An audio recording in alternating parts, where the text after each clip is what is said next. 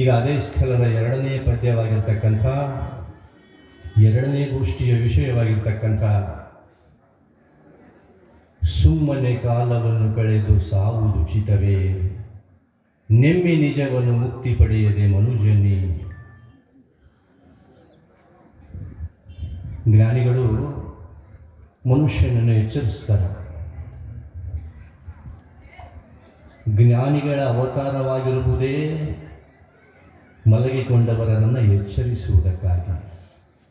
ಯಾಕೆ ಮನುಷ್ಯ ಬಹುಕಾಲದ ಅಜ್ಞಾನದ ನಿದ್ರೆಯಲ್ಲಿ ಮಲಗಿಕೊಂಡಿದ್ದಾನೆ. ಇದು ಒಂದು ದಿನದ ಮಾತಲ್ಲ, ಎರಡು ದಿನದ ಮಾತಲ್ಲ, ಜನ್ಮಾಂತರಗಳ ಮಾತು. ಯಾಕೆ ಮನುಷ್ಯ ಇಷ್ಟು ದುಃಖದಿಂದ ಪರಿತಪಿಸ್ತಾ ಇದ್ದಾನ, ಯಾಕೆ ಇಷ್ಟೆಲ್ಲ ಮನುಷ್ಯನ ಬದುಕಿನಲ್ಲಿ ಕೋಲಾಹಲ ನಡೆದದ ಅಂತ ಕೇಳಿದರೆ, ಮನುಷ್ಯ ಎಲ್ಲವನ್ನೂ ಮಾಡ್ತಾ ಇದ್ದಾನೆ, ಆದರೆ ಎಚ್ಚರ ಆಗ್ತಾ ಇಲ್ಲ. ಹಿರಿಯರು ಒಂದು ಮಾತನ್ನು ಹೇಳ್ತಾರೆ, ಹನಿ ಹನಿ ಗೂಡಿದರೆ ಹಳ್ಳ, ತೆನಿ ತೆನಿ ಕೂಡಿದರೆ ಬಳ್ಳ. ಅಂದರೆ ಬಹಳ ದೊಡ್ಡದಾಗಿರ್ತಕ್ಕಂಥ ಒಂದು ಸಮುದ್ರ, ಅದು ತನ್ನ ಆ ಅಸ್ತಿತ್ವವನ್ನು, ಆ ಸ್ವರೂಪವನ್ನು ತಾನು ಪಡೀಬೇಕಾಗಿತ್ತು ಅಂತಂದರೆ ಒಂದೊಂದೇ ಹನಿಗಳು ಸೇರಿ ಅಷ್ಟು ದೊಡ್ಡ ಸಾಗರ ಆಗಿರುತ್ತೆ. ಒಂದು ದೊಡ್ಡ ರಾಶಿ ಅದ ಅಂತಂದರೆ ಅದೇನು ದೊಡ್ಡ ರಾಶಿ ಹೀಗೆ ಆಗೋದಿಲ್ಲ, ಒಂದೊಂದು ಕಾಳು ಸೇರಿ ಆ ದೊಡ್ಡ ರಾಶಿ ಆಗಿರ್ತದೆ. ಹಾಗೆ ಇಲ್ಲಿ ಕಾಲ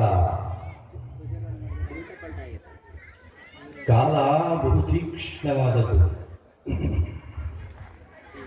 ಕ್ಷಣಗಳು ಸೇರಿ ಒಂದು ನಿಮಿಷ ಆಗ್ತದೆ, ನಿಮಿಷಗಳು ಸೇರಿ ಗಂಟೆ ಆಗ್ತದೆ, ಗಂಟೆಗಳು ಸೇರಿ ಒಂದು ದಿವಸ ಆಗ್ತದೆ, ದಿವಸಗಳು ಸೇರಿ ವಾರ ಆಗ್ತದೆ, ವಾರಗಳು ಸೇರಿ ತಿಂಗಳಾಗ್ತದೆ, ತಿಂಗಳುಗಳು ಸೇರಿ ವರ್ಷ ಆಗ್ತದೆ, ವರ್ಷಗಳು ಸೇರಿ ದಶಕ ಆಗ್ತದೆ, ದಶಕಗಳು ಸೇರಿ ಶತಮಾನ ಆಗ್ತದೆ, ಶತಮಾನಗಳು ಸೇರಿ ಯುಗಗಳಾಗ್ತವ, ಯುಗಗಳು ಸೇರಿ ಕಲ್ಪಗಳಾಗ್ತವ.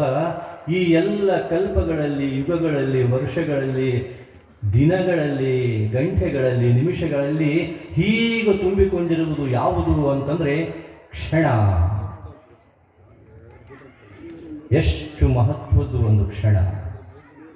ಈ ಕ್ಷಣವನ್ನು ಹಿಡಿದವರು ಬದುಕನ್ನು ಸಾರ್ಥಕ ಮಾಡಿಕೊಂಡಾರ, ಕ್ಷಣವನ್ನು ಹೀಗ ಹರಿಬಿಟ್ಟವರು ಬದುಕನ್ನು ನಷ್ಟ ಮಾಡಿಕೊಂಡಾರ. ಕ್ಷಣದ ಮಹತ್ವ ಎಲ್ಲವನ್ನು ನಾವು ತಿಳ್ಕೊಂಡಿವಿ, ಆದರೆ ಕಾಲದ ಕ್ಷಣದ ಮಹತ್ವ ತಿಳಿಯಿತು ಅಂತಂದರೆ ಬರೀ ತಿಳಿಯೋದಷ್ಟೇ ಅಲ್ಲ, ಆ ಕ್ಷಣವನ್ನು ನಾವು ಯಾವುದಕ್ಕಾಗಿ ಉಪಯೋಗಿಸಬೇಕು, ಹೇಗೆ ಉಪಯೋಗಿಸಬೇಕು, ಎಷ್ಟು ಉಪಯೋಗಿಸಬೇಕು ಅನ್ನೋದನ್ನು ಅರಿತುಕೊಂಡಿವಿ ಅಂತಂದರೆ ಸಾರ್ಥಕ ಬದುಕು. ಹೀಗೆ ಮಾಡಿದವರು ಶರಣರಾದರು, ಹೀಗೆ ಮಾಡಿದವರು ಸಂತರಾದರು, ಹೀಗೆ ಮಾಡಿದವರು ದಾಸರಾದರು. ನಾವು ಸಾಮಾನ್ಯರಾಗಿ ಯಾಕೆ ಪರಿತಪಿಸ್ತಾ ಇದ್ದೀವಿ ಅಂತಂದರೆ ಕ್ಷಣದ ಮಹತ್ವ ನಮಗೆ ಗೊತ್ತಿಲ್ಲ, ಕಾಲದ ಮಹತ್ವ ನಮಗೆ ಗೊತ್ತಿಲ್ಲ. ಒಂದು ಕ್ಷಣ ಬಿಟ್ಟು ಬಿಡದೆ ಕಾಲ ನಿರಂತರವಾಗಿ ಹರಿತದ, ಇದು ಯಾರನ್ನು ಕೇಳೋದಿಲ್ಲ. ದಿನಮಪಿ ರಜನಿ ಸಾಯಂ ಪ್ರಾತಃ ಶಿಶಿರ ವಸಂತವು ಪುನರಾಯಾತಃ ಕಾಲಃ ಕ್ರೀಡತಿ ಗಚ್ಚತಿ ಆಯುಹು. ಆಚಾರ್ಯ ಶಂಕರರು ಎಚ್ಚರಿಸ್ತಾರ ನಮ್ಮನ್ನು. ದಿನಮಪಿ ರಜನಿ ಸಾಯಂ ಪ್ರಾತಃ, ಉದಯ ಆಗ್ತದ, ಸಂಜೆ ಆಗ್ತದ, ಋತುಗಳು ಬರ್ತಾವ, ಋತುಗಳು ಹೋಗ್ತಾವ, ನಿರಂತರವಾಗಿ ಚಲಿಸ್ತಾ ಇದ್ದಾವ, ಯಾವುದು ನಿಂತಿಲ್ಲ, ನಿಲ್ಲೋದು ಇಲ್ಲ.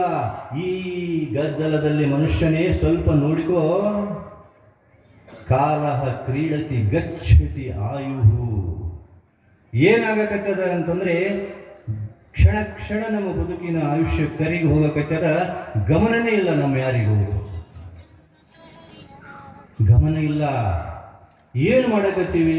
ಸುಮ್ಮನೆ ಕಾಲವನ್ನು ಕಳೆದು ಏನೇನೋ ಮಾಡಕತ್ತೀವಿ. ಇಲ್ಲ, ಅದಕ್ಕೆ ಜ್ಞಾನಿಗಳು ಎಚ್ಚರಿಸ್ತಾರೆ, ಮನುಷ್ಯನೇ ನೋಡು, ಈ ಕ್ಷಣದ ಮಹತ್ವವನ್ನು ನೋಡ್ಕೋ, ಈ ಕಾಲದ ಮಹತ್ವವನ್ನು ನೋಡ್ಕೋ. ಹೀಗಿದ್ದು ಇದು ಹೀಗಿರೋದಿಲ್ಲ, ನಿನ್ನ ಕೈ ಜಾರಿ ಹೋಗುತ್ತದ. ಹೋಗುವುದಕ್ಕಿಂತ ಮುಂಚೆ ಏನಾದರೂ ಒಂದಿಷ್ಟು ಮಾಡು, ಸುಮ್ಮನೆ ಕಾಲ ಕಳಿಬೇಡ. ನಾವೆಲ್ಲ ಮಾಡ್ತಾ ಇದ್ದೀವಲ್ಲ, ಸುಮ್ಮನೆ ಇಲ್ಲಿ ಕಲಿತೀವಿ ಕಾಲ. ಪ್ರತಿಯೊಬ್ಬರು ಏನಾದರೂ ಒಂದು ನಾವು ಮಾಡ್ತಾನೆ ಇರ್ತೀವಿ. ನಹಿಕ್ಷ ಕಶ್ಚಿತ್ ಕ್ಷಣಮಪಿ. ಕೃಷ್ಣ ಗೀತೆಯಲ್ಲಿ ಹೇಳ್ತಾನ, ಒಂದು ಕ್ಷಣ ಸಹಿತ ಸುಮ್ಮನೆ ಇರೋದಕ್ಕೆ ಯಾರಿಗೂ ಆಗೋದಿಲ್ಲ. ಹೌದಿಲ್ಲ ಹೇಳ್ರಿ? ಏನಾದರೂ ನಾವು ಮಾಡ್ತಾನೆ ಇರ್ತೀವಿ, ಆದ್ರೆ ಬದುಕು ಯಾಕೆ ಸಾರ್ಥಕ ಆಗಿಲ್ಲ? ಯಾಕಾಗಿಲ್ಲ ಅಂದ್ರೆ ಏನು ಮಾಡಬೇಕು ಅದನ್ನು ಮಾಡ್ತಾ ಇಲ್ಲ, ಏನು ಮಾಡಬಾರ್ದು ಅದನ್ನೆಲ್ಲ ಮಾಡ್ತಾ ಇದ್ದೀವಿ. ಆಯುಷ್ಯ 10 ರಾತ್ರಿಗೆ ಹೋಯಿತು 50. ಎಷ್ಟು ಚಂದ ಹೇಳ್ತಾರೆ ಸುಮ್ಮನೆ ಒಬ್ಬರು ಜನಪದ ಕವಿಗಳು. ಆಯುಷ್ಯ 10 ರಾತ್ರಿಗೆ ಹೋಯಿತು 50, ಪ್ರಾಯಕ್ಕೆ 20 ಪ್ರಾಯದ ಗಾಯಕ್ಕೆ 30, ಆಯುಗಿಲ್ಲೋ ಹೊತ್ತು ವಾಯುಗಿಲ್ಲೋ ಹೊತ್ತು ವಾಯುಗಿಲ್ಲೋ ಹೊತ್ತು. ಎಷ್ಟು ಚಂದದ ಮಾತು. ನಾವೆಲ್ಲ ತಿಳ್ಕೊಂಡಿದ್ವಿ ನಮಗೆ ಬಹಳ ದೀರ್ಘವಾದಂಥ ಆಯುಷ್ಯ ಅಲ್ಲ. ನಮಗ ಆಯುಷ್ಯ 10 10 100 ವರ್ಷ ನಾವು ಬದುಕ್ತೀವಿ ಅಂತ ನಾವು ತಿಳ್ಕೊಂಡಿವಿ. ಆದರೆ ಅದರಲ್ಲಿ ಅರ್ಧ ದಿನ ಅರ್ಧ ಆಯುಷ್ಯ ಬರೀ ನಿದ್ರೆಯಲ್ಲೇ ಕಳೆದು ಹೋಗ್ತದೆ ನಮಗ. ರಾತ್ರಿಗೆ ಹೋಯಿತು 50.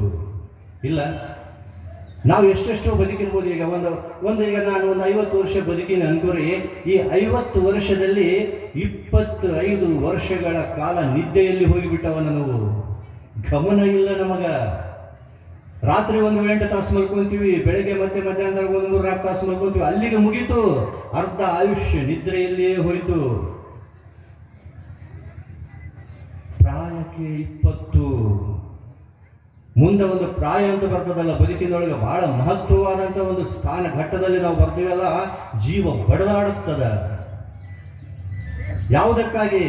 ಯಾವುದು ತನಗೆ ಏನೆಲ್ಲ ಬೇಕಾಗಿದೆಯೋ ಅದನ್ನು ಪ್ರಾಪ್ತಿ ಮಾಡಿಕೊಳ್ಳುವುದಕ್ಕಾಗಿ ಎಲ್ಲ ಪ್ರಯತ್ನಗಳನ್ನು ಮಾಡಿ ಬಡದಾಡಿ 20 ವರ್ಷಗಳು ಗತಿಸಿ ಹೋಗುತ್ತವ.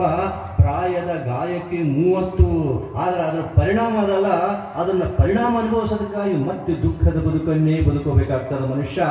ಹೀಗೆ ಮಾಡ್ತಾ ಇದೆಯಲ್ಲ, ಹೀಗೆ ಮಾಡುವ ಒಂದು ಗಲಾಟೆಯಲ್ಲಿ ವಾಯುಗಿಲ್ಲೋ ಹೊತ್ತು ಪ್ರಾಣವಾಯು ಯಾವಾಗ ಹೀಗೆ ಸಂಚರಿಸಿ ನಮ್ಮನ್ನು ಬಿಟ್ಟು ಹೋಗ್ತದೋ ಗೊತ್ತಿಲ್ಲ. ನೀರ ಮೇಲಿನ ಗುಳ್ಳೆಯಂತ ಈ ಶರೀರ ಗೊತ್ತಿಲ್ಲಲ್ಲ. ಯಾವಾಗ ಯಾರ ಪ್ರಾಣ ಯಾವಾಗ ಆರಿ ಹೋಗ್ತದನ್ನೋ ಯಾವ ನಿಯಮವೂ ಇಲ್ಲ. ಅಂಥ ಒಂದು ಆ ಕ್ರಮದಲ್ಲಿ ನಾವೆಲ್ಲ ಬದುಕಬೇಕಾದಂಥ ಒಂದು ಪರಿಸ್ಥಿತಿಯಲ್ಲಿ ಏನು ಮಾಡಬೇಕು ಅದನ್ನು ಮಾಡೋದು ಬಿಟ್ಟೀವಿ, ಏನು ಮಾಡಬಾರ್ದು ಅದನ್ನೆಲ್ಲ ಮಾಡ್ತಾ ಈಗ ದಿನಗಳನ್ನು ನಾವು ಕಳೀತಾ ಇದ್ದೀವಲ್ಲ. ಅದಕ್ಕೆ ಜ್ಞಾನಿಗಳಂತಾರೆ, ಮನುಷ್ಯನೇ ಸುಮ್ಮನೆ ಕಾಲವನ್ನು ಕಳೆದು ಸಾವುದು ಉಚಿತವೇ. ನೋಡ್ಕೋ ಮನುಷ್ಯನೇ, ಎಂಥ ಅದ್ಭುತವಾದಂಥ ಅವಕಾಶದಲ್ಲಿ ನೀನು ಬಂದಿದ್ದೀ, ಮನುಷ್ಯ ಜನ್ಮದಲ್ಲಿ ಬಂದಿದ್ದೀ. ಎಲ್ಲವೂ ಸಿಗಬಹುದು ಬದುಕಿನೊಳಗ. ಆದರೆ ತ್ರಯೋಮಿ ವೈ ತತ್ತ ದೈವಾನುಗ್ರಹ ಹೇತುಕಂ. ಪರಮಾತ್ಮನ ಅನುಗ್ರಹದಿಂದ ಮಾತ್ರ ಒಂದು 3 ವಸ್ತುಗಳು ನಿಮಗೆ ಸಿಗುತ್ತವಂತ. ಜಗತ್ತಿನಲ್ಲಿ ಬೇರೆ ಎಲ್ಲವೂ ಸಿಗ್ತದೆ, ಆದರೆ ಈ 3 ವಸ್ತುಗಳು ಮಾತ್ರ ಬಹಳ ಪುಣ್ಯ ಮಾಡಿದಾಗ ಮಾತ್ರ, ಬಹಳ ಗುರು ಸೇವೆ ಮಾಡಿದಾಗ ಮಾತ್ರ, ಬಹಳಷ್ಟು ನಾವು ಏನೆಲ್ಲ ಸಾಧನೆ ಮಾಡಿದಾಗ ಮಾತ್ರ, ಅನೇಕ ಜನ್ಮಗಳ ಹಿಂದಿನ ಸಂಸ್ಕಾರದಿಂದ ಮಾತ್ರ ಒಂದು 3 ವಸ್ತುಗಳು ಸಿಗ್ತವೆ. ಯಾವುವು ಅಂತಂದರೆ ಮನುಷ್ಯತ್ವಂ, ಮುಮುಕ್ಷತ್ವಂ, ಮಹಾಪುರುಷ ಸಂಶ್ರಯ. ಆಚಾರ್ಯ ಶಂಕರರು ವಿವೇಕ ಚೂಡಾಮಣಿ ಒಳಗೆ ಹೇಳ್ತಾರ, ನೋಡು ಮನುಷ್ಯನೇ, ನೀನು ಮನುಷ್ಯನಾಗಿ ಹುಟ್ಟಿದೆಲ್ಲ ಸಾರ್ಥಕ ನಿನ್ನ ಜನ್ಮ. ಆದರೆ ಬರೀ ಮನುಷ್ಯನಾಗಿ ಹುಟ್ಟಿದ ಮಾತ್ರಕ್ಕೆ ನಿನ್ನ ಬದುಕು ಸಾರ್ಥಕ ಆಗುವುದಿಲ್ಲ. ಒಂದು ಹಂತದಲ್ಲಿ ನೀನು ಬಂದಿದ್ದೀ, ಎರಡನೆಯದನ್ನು ನೀನು ಮಾಡಲೇಬೇಕು, ನೀನು ಪಡಿಲೇಬೇಕು. ಯಾವುದು? ಮುಮುಕ್ಷತ್ವಂ. ಈ ಅದ್ಭುತವಾದಂಥ ಮನುಷ್ಯ ಜನ್ಮ ನನಗೇನು ಸಿಕ್ಕದಲ್ಲ.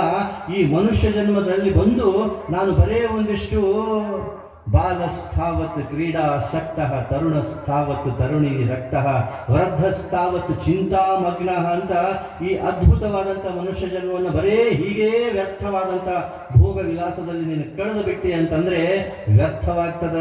ಅದಕ್ಕೆ ನೀನೇನು ಮಾಡು ಅಂತಂದರೆ ಮುಮುಕ್ಷತ್ವಂ. ತಿಳ್ಕೋ, ವಿಚಾರ ಮಾಡುವಂದಿಷ್ಟು. ಏನಿದು ದೇಹ? ಯಾಕೆ ನನಗೆ ಬಂತು? ಎಲ್ಲಿದ್ದೆ ನಾನು? ಯಾಕೆ ಇಲ್ಲಿಗೆ ಬಂದೆ? ನಾನು ಏನು ಮಾಡಬೇಕಾಗ್ಯದ? ಇದರ ಸಾರ್ಥಕತೆಯನ್ನು ಪಡಿಬೇಕಾದ್ರೆ ನಾನು ಯಾರ ಚರಣಕ್ಕೆ ಹೋಗಬೇಕಾಗ್ಯದ? ಯಾರ ಸೇವೆ ಮಾಡಬೇಕಾಗ್ಯದ? ಇಂಥ ವಿಚಾರಗಳನ್ನು ನೀನು ವಿಮರ್ಶೆ ಮಾಡಿ ನೋಡ್ತಿದ್ದಲ್ಲ, ಅದಕ್ಕೆ ಮುಮುಕ್ಷತ್ವ ಅಂತಾರ. ಇಷ್ಟೆಲ್ಲ ಜನ ನಾವು ಇಂಥ ಒಂದು ಪವಿತ್ರ ಸ್ಥಾನದಲ್ಲಿ ಸೇರಿವಿ, ಗುರು ಸೇವೆ ಮಾಡ್ತಾ ಇದ್ದೀವಿ ಅಂತಂದರೆ ನಾವೆಲ್ಲರೂ ಮನುಷ್ಯರಾಗಿ ಹುಟ್ಟೀವಿ. ಎರಡನೇದಾದಂಥ ಮುಮುಕ್ಷತ್ವವನ್ನು ಪಡೆದೇವಿ. ಭಾಗ್ಯವಂತರಲ್ಲವೇ ನಾವೆಲ್ಲ? ಇವೆರಡು ಸಿಕ್ಕರು ಸಿಗಬಹುದು, ಮೂರನೇದು ಸಿಗೋದು ಅತ್ಯಂತ ದುರ್ಲಭ ಅಂತಾರವರು. ಅದು ಯಾವುದು ಅಂತಂದರೆ ಮಹಾಪುರುಷ ಸಂಶ್ರಯ. ಬಸವಾನಂದ ಅಪ್ಪಗಳಂಥ ಒಬ್ಬ ಶ್ರೇಷ್ಠ ಶ್ರೋತ್ರಿಯ ಬ್ರಹ್ಮನಿಷ್ಠ ಸದ್ಗುರು ಈ ಸ್ಥಾನದಲ್ಲಿ ವರ್ಷಗಟ್ಟಲೆ ಶಾಸ್ತ್ರಗಳನ್ನು ಹೇಳಿ ಇಡೀ ಜೀವನವನ್ನು ಅದಕ್ಕಾಗಿ ಸವಿಸಿ ಇಷ್ಟೆಲ್ಲ ಜನರಿಗೆ ಜ್ಞಾನವನ್ನು ಅಮೃತವನ್ನು ಧಾರೆ ಎರೆದಾರೆ ಅಂದ ಬಳಿಕ ಅಂಥ ಗುರುವನ್ನು ಪಡೆದಂತಹ ನಾವೆಲ್ಲರೂ ಧನ್ಯರಲ್ಲವೇ?